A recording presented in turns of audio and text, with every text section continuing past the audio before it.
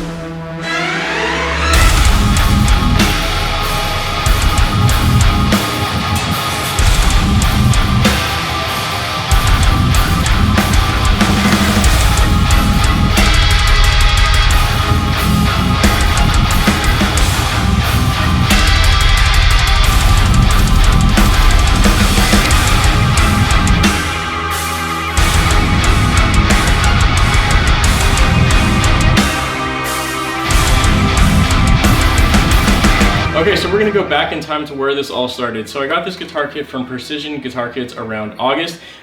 Big disclaimer here, I work for Precision Guitar Kits. I do their emails and customer service, so big disclaimer, obviously I got this for free because I work for that company. So when I first got it, it was very basic. It was just a swamp ash body with a pickup route, or sorry, a single humbucker pickup route. It had no bridge route, and then it's a maple neck with a bird's eye maple fretboard. And it's that simple, so it was just that, body, neck, nothing else. And then basically the first thing that I did was I did the finish process. I took some videos while I was doing the finish, which I'll show right now. But essentially, since it was plain swamp ash, obviously I wanted to make it green. So I found this really cool tutorial, which I'll link in the description below, which basically I followed along and changed a couple things here and there. But essentially I used artist oil paint. And since it's an oil-based paint, I literally rubbed it on with a dry paper towel and just worked it into the wood grain. So essentially I stained the wood with oil paint, which is what gave it this green finish. And basically I did that for a layer, and then I thinned out the paint with something called mineral spirits, and I just kept doing that until I was happy. Unfortunately, I did mess this up a couple times because I was wearing, of course, gloves, and you can kind of see in the finish, probably isn't visible in videos, but it's a little thinner like here. I don't think anyone would notice unless I pointed it out just now, but basically since I was holding it by the pickup route, my palm touched here and like totally wiped away the paint, so I kind of had to restart and make the best of it. But other than that, I think it turned out pretty good. Also, my tape line on the headstock is a little rough. It's actually pretty good. There's just one spot where you can see, you know, when I took the tape off, a little bit of green paint got on there. And I think there might also be one tiny spot. Oh yeah, right there on the 7th fret. There's a tiny little green spot where I probably touched it with a glove. Finishing guitars is really hard, and this took by far the most amount of time out of anything to do with this guitar. I actually did all of the oil painting and literally left it in my garage to hang for 5 days, and when I came back it still wasn't dry. So then what I did was I got something called Liquin, which basically is supposed to speed up the drying process, and I just wiped that all over the guitar, and that helped speed up that drying process of the paint. And then finally I used a polyurethane oil and again just wiped it on with a dry paper towel. As for the neck, this is a pretty natural feeling guitar. Basically all I did was I used something called Danish oil, and again with just a paper towel I just rubbed it into the neck and into the fretboard, and that was all I did for the finish. Basically just seal it with oil. So after all that was done, the next step was of course to install the hardware, and for this I have to give a massive thank you and a huge shout out to Graphtech. This is the part that I did myself, which was pretty easy, but I got the Graphtech ratio locking tuners, which are really awesome. This company is another one that's also local to me. Their factory is actually like a block away from Precision Guitar Kits, which is pretty cool. So I got to support 2 Canadian companies in one, which was awesome.